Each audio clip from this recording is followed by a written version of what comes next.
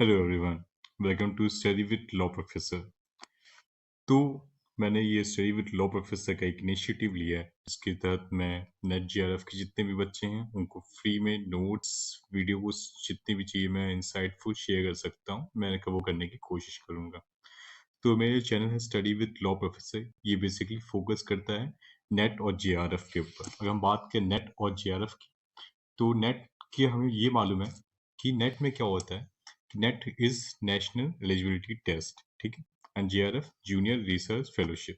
Net pass करने से क्या होगा कि आप किसी भी कॉलेज में एज असिस्टेंट प्रोफेसर एलिजिबल हो जाते हो। और जेआरएफ से क्या होता है, जेआरएफ से ये होता है कि अगर आपने पीएचडी में एनरोल करवा लिया है तो फिर आपने ग्रेजुएशन पोस्ट ग्रेजुएशन दोनों में काफ़ी बर्डन हो चुके हैं, अपने पेरेंट्स के पैसों से आपने पढ़ाई की है, बट आप खुद नहीं चाहते हो कि अपने पेरेंट्स पे अब बर्डन बने इस एज में, इस टाइम पे आके। तो सरकार क्या करती है, सरकार देती है पीएचडी स्कॉलर्स को स्टाइपेंड देती है, उनको एक फेलोशिप देती है जिसके तहत ये होता है कि आपने पीएचडी का जो टाइम है 3 साल जो कि मिनिमम होता है, 3 4 5 6 साल डिपेंडिंग कि आप कितना टाइम ले रहे हैं पीएचडी खत्म करने में। और उतने टाइम तक जो गवर्नमेंट ऑफ इंडिया है वो आपको स्कॉलरशिप देती है। स्कॉलरशिप देती है 35 to 40 42,000 पर मंथ के बेसिस पे। ये आपके अकाउंट में आता रहता है। तो जेआरएफ क्वालिफाई करने से क्या होगा, हमारे पीएचडी करने में हेल्प होती है। और फिर हम बात करें अगर आगे उसकी, तो क्या स्ट्रक्चर होता है नेट का या जेआरएफ का, क्योंकि पेपर देखो एक ही होता है, ठीक है, पेपर तो एक ही होता है, लेकिन वही होता है कि कट ऑफ एक में ऊपर चली जाती है और एक में नीचे आती है। जब कट ऑफ ऊपर आप क्लियर करते हैं तो वो जेआरएफ होता है, और छोटी जो नीचे आती है उसको हम नेट बोलते हैं। तो उसका स्ट्रक्चर और सिलेबस क्या है नेट या जेआरएफ की हम जिसकी बात कर रहे हैं। तो पेपर वन में क्या होता है, पेपर वन में जनरल एप्टीट्यूड के बारे में बात करता है। इट मीन्स तकरीबन 10 सब्जेक्ट्स इसके अंदर इंक्लूडेड रहेंगे, जिसके अंदर रीडिंग कॉम्प्रिहेंशन, रिसर्च मेथोलॉजी, आपके communications, Indian logic, higher education, इस टाइप के तकरीबन 10 चैप्टर्स होते हैं। उसके बेसिस पे तकरीबन आपके 50 क्वेश्चंस रहेंगे, जो कि तकरीबन हर एक क्वेश्चन 2 नंबर के रहेंगे। इट मीन्स टोटल कितना हो गया, 100 नंबर, ठीक। तो 100 नंबर का क्या होता है, पेपर वन हो जाएगा। और पेपर टू क्या होता है, पेपर टू के अंदर ये होता है कि सब्जेक्ट स्पेसिफिक होता है। सब्जेक्ट स्पेसिफिक का मतलब क्या बोलना चाह रहे हैं यहाँ पे, कि आपने जिस सब्जेक्ट से भी ग्रेजुएशन या पोस्ट ग्रेजुएशन की है, फॉर एग्जाम्पल मैंने यहाँ पे लॉ से किया है, तो यहाँ पे जब मैं अपना सब्जेक्ट स्पेसिफिक डालूंगा तो उसके अंदर मैं डालूंगा क्या, लॉ डालूंगा। तो paper one and paper two ये दो पेपर होते हैं उसके अंदर। पेपर टू के बारे में बात करें तो इसके अंदर आपके 100 क्वेश्चंस होते हैं, हर एक क्वेश्चन होता है 2 नंबर का। तो टोटल मिला के हो गए 200 नंबर। और पेपर टू 200 का और पेपर वन आपका 100 नंबर का। तो पूरा नेट जेआरएफ का जो पेपर होता है वो होता है कितने मार्क्स का, 300 नंबर का, राइट। 300 नंबर का आपका पूरा पेपर होता है। और जो कट ऑफ जाती है अगर हम बात करें जनरल की, तकरीबन तकरीबन 190 200 205 इतना ये आपकी नेट की कट ऑफ जा सकती है। और 210 220 तो ऐसे तकरीबन आपकी जेआरएफ की जो आती है आपकी कट ऑफ आती है, ठीक है। अगर हम उसके आगे बात करें तो स्ट्रक्चर और सिलेबस देखने के बाद हम ये देख सकते हैं कि हमारी स्ट्रेटेजी क्या रहेगी, हम कैसे नेट और जेआरएफ को तैयार कैसे करें। तो कुछ कुछ स्टेप्स वाइज मैंने इसको डिस्ट्रीब्यूट किया। जैसे पहला स्टेप यही है कि आप पेपर वन पे फोकस करें। पेपर वन पे फोकस क्यों करें, क्योंकि पेपर टू आपने ग्रेजुएशन पोस्ट ग्रेजुएशन के टाइम पे कहीं ना कहीं पढ़ी हुई है, आपको मालूम है कि वो लॉज हो गए या फिर आपने ग्रेजुएशन समय या पोस्ट ग्रेजुएशन समय जो भी सब्जेक्ट लिया, आपने कुछ नहीं करते करते आपने पोस्ट ग्रेजुएशन किया, तो मतलब आपको नॉलेज है, बेसिक नॉलेज तो एटलीस्ट है ही उस चीज के बारे में कि आपको मालूम है कैसे कैसे क्वेश्चंस बन सकते हैं। बट पेपर वन जो होता है, पेपर वन हमारे लिए एकदम ही नया होता है, तो उसमें हम समझ नहीं पाते हैं कि आपको क्या करना है। एज इन कि नए सब्जेक्ट्स होते हैं, नए तरीके होते हैं, तो उसको आपको हैंडल करने के लिए पेपर वन पे आपको फोकस जो होना चाहिए वो ज्यादा होना चाहिए।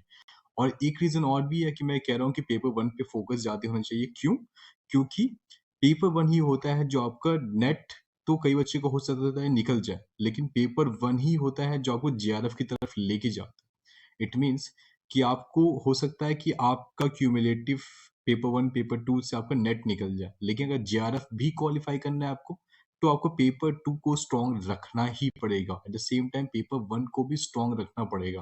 पेपर वन को स्ट्रॉन्ग रखना की बहुत जरूरी है।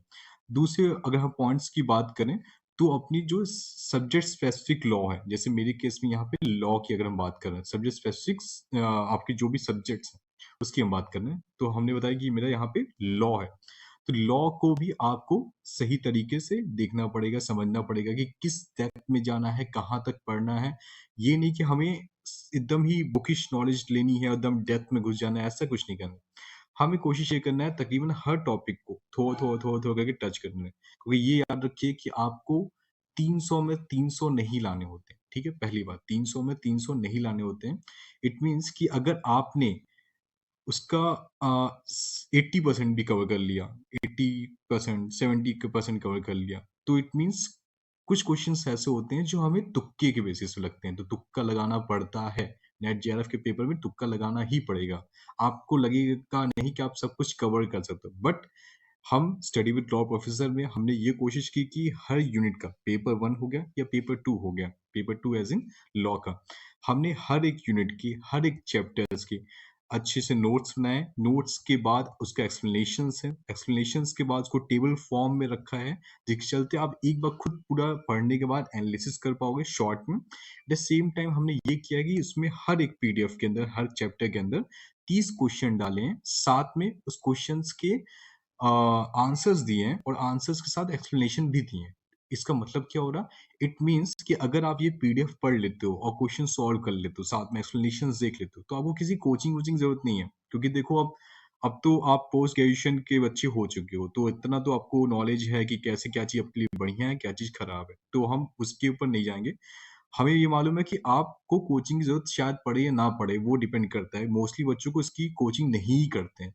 तो मेरा ये स्ट्रैटेजी है, मैं यहाँ पे ये कोशिश करना चाह रहा हूँ कि आपको कोचिंग ना करना पड़े, रेदर देन आप मेरे वीडियोज़ देखो, जो कि यूट्यूब पे पड़े रहेंगे। एट द सेम टाइम जो हमारे पीडीएफ है, व्हाट्सएप ग्रुप है हमारा, स्टडी विद लॉ प्रोफेसर के नाम से, उसको जॉइन करो आप। उस पे डेली बेसिस पे पीडीएफ आते हैं, उसको फॉलो करो, उससे क्वेश्चंस लगाओ, वो पढ़ो। अगर आपको हेल्पफुल लगते हैं तो मेरे को बहुत अच्छा लगेगा कि आपको हेल्पफुल लग रहे हैं। साथ में आप मुझे रिव्यूज़ भी दे सकते हो, बता सकते हो, अपने लाइक कर सकते हो, कमेंट कर सकते हो, शेयर कर सकते हो दोस्तों के साथ, फैमिलीज़ के साथ। क्योंकि देखो अपना भी नेट जेआरएफ निकलवाना है, साथ में कोशिश करो दोस्तों का भी निकल जाए, क्योंकि उसी में भला है, मज़ा आता है तभी। ठीक है? अपना निकल गया, दोस्तों नहीं निकला, तो कोई मज़ा नहीं है। ठीक है?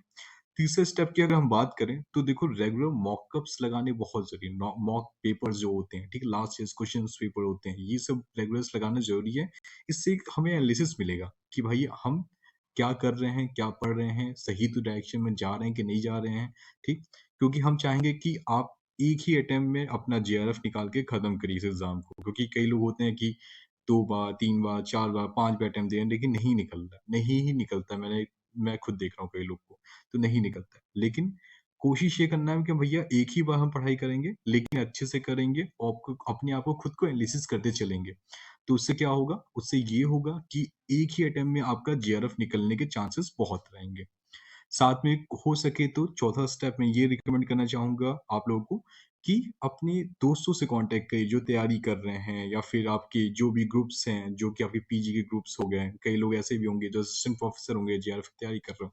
तो अपने ग्रुप्स की बात करें, आपस में लोग अपनी रिसोर्सेज को शेयर करें, आपस में बात करें, समझें कैसे पढ़ रहे हैं, क्या मॉक्स लगा रहे हैं, ये सब चीज़ें जितनी भी हैं, उसको फ़ोकस करें।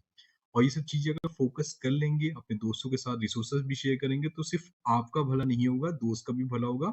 और ये याद रखिए, अकेले में किसी का कोई एग्ज़ाम नहीं निकलता है। तो इट मीन्स हमें शेयरिंग इज़ केयरिंग सुना ही हमने, तो शेयर करना इम्पोर्टेंट है। अपने नोट्स को, अपने लोगों को, अपने जो भी चीज़ें हैं, उसको शेयर करना इम्पोर्टेंट है। हम बात करें स्टडी विद लॉ प्रोफेसर कैसे आपकी हेल्प कर सकता है इसके अंदर, तो हम अपनी सीरीज में, अपने व्हाट्सएप ग्रुप पे क्या कर रहे हैं कि डेली एक पीडीएफ सीरीज चला रहे हैं। उसके अंदर हम तकरीबन हर दिन 1 या 2 आपकी पीडीएफ शेयर करते हैं, जो कि पेपर 1 जो कि जनरल एप्टीट्यूड है, और पेपर 2 जो कि मेरे केस में लॉ है। उसके डेली बेसिस पे हम पीडीएफ शेयर कर रहे हैं, और उसमें सेम जो मैंने फॉर्मेट पहले बताया था आपको कि पूरे नोट्स हैं, नोट्स के बेसिस के बाद आपको टेबल मिल जाएँगे। टेबल के बाद आपको क्वेश्चंस मिल जाएँगे और आंसर विद एक्सप्लेनेशंस, उसको लगाना स्टार्ट करिए, क्योंकि ये फ्री में है, तो आपको कोई इतना इश्यू नहीं होना चाहिए। अपनी ही तैयारी के लिए बिना पैसा लगाए आपको इससे बड़ी रिसोर्स नहीं मिलेगा, ठीक? दूसरी चीज़ अगर हम बात करें तो स्टडी विद लॉ प्रोफेसर अभी तक के काफ़ी सारे नोट्स अपने ग्रुप पे शेयर कर चुका है और काफ़ी लोगों से जुड़ चुके हैं, काफ़ी लोग क्वेश्चंस लगा रहे हैं, उनके फ़ायदे हो रहे हैं। तो उसके डिटेल नोट्स व्हाट्सएप ग्रुप पे ऑलरेडी पड़े हुए हैं। तो जैसे कि इंटेलेक्चुअल प्रॉपर्टी के पूरे नोट्स पढ़ चुके हैं, रिसर्च एप्टीट्यूड के नोट्स पढ़ चुके हैं, रीडिंग कॉम्प्रिहेंशन्स के प्रैक्टिस क्वेश्चन पढ़ चुके हैं। तो सब कुछ चीज़ें पड़ी हुई हैं। बस ये है कि आपको देखना है, क्वेश्चन सॉल्व करना है और अपने बेसिस पे आप खुद को एनालिसिस कर सकते हो कि कैसे करें। साथ में हम डिस्कशन फोरम्स भी शेयर करते हैं कि अगर आपको कोई और स्पेसिफिकली किसी में दिक्कत हो रही है तो आप मुझे मैसेज कर सकते हो, उसके बारे में वीडियो बन सकती है या पीडीएफ बन सकती है। साथ में हम क्या कहते हैं सेशंस ले सकते हैं कि डाउट कोई है आपको तो उसमें हम सेशंस लेके आपकी हेल्प कर सकते हैं। साथ में आपके पूरे सफ़र में जब तक कि आपका नेट जेआरएफ नहीं निकल रहा, तब तक के लिए आपका एक मोटिवेशनल सपोर्ट के लिए मैं हमेशा ही हूँ यहाँ पे। कोई भी हेल्प है, मेबी अगर आपको लग रहा है कि नेट नहीं निकल रहा है, परेशानी हो रही है, आपको बात करने का मन कर रहा है, तो एज़ अ टीचर समझ लो, एज़ अ गाइड कह लो या फिर आप एज़ अ फ्रेंड भी कह सकते हो आप।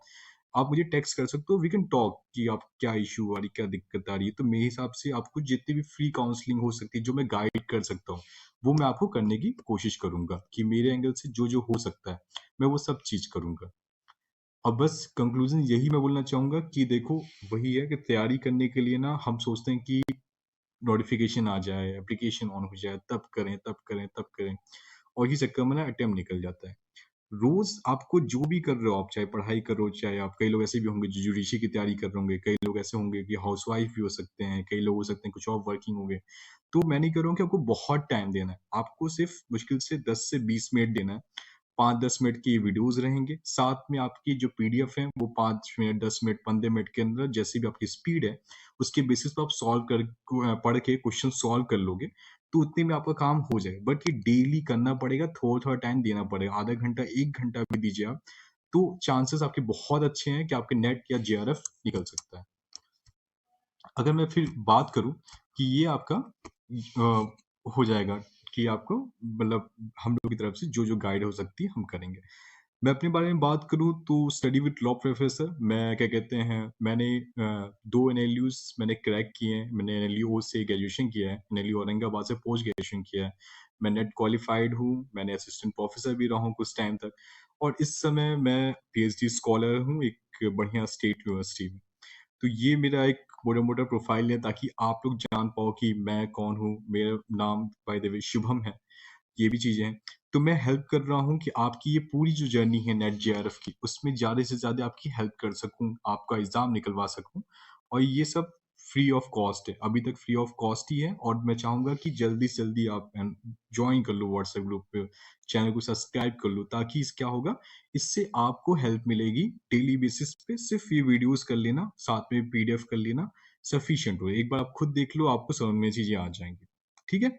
बाकी स्टडी विद लॉ प्रोफेसर को जॉइन करिए। आपको ये वीडियो अच्छी लगती है तो उसको लाइक करिए, इसके ऊपर कमेंट करिए और अपने दोस्तों से इसे शेयर करिए। बाकी और कोई भी हेल्प होगी तो आप मेरा नंबर है व्हाट्सएप नंबर, उस पे आप मेरे को टेक्स्ट कर सकते हैं। हम देखेंगे कि आपकी क्या हेल्प कर सकते हैं और मैं फिर से रिपीट कर दूँ, ये जितनी भी चीज़ें हैं ये फ्री ऑफ कॉस्ट है। तो अभी इसका कोई भी कॉस्ट नहीं है। और मैं चाहूँगा कि जितना जल्दी से जल्दी आप एनरोल कर लो, आप व्हाट्सएप ग्रुप में ऐड हो जाओ और जितना अपना आधे घंटा, 1 घंटा निकाल सकते हैं, उतना आपके लिए बढ़िया होगा। बाकी ऐसे ही वीडियोज़ के लिए फॉलो करते रहें हमारे study with law professor channel के लिए। Thank you.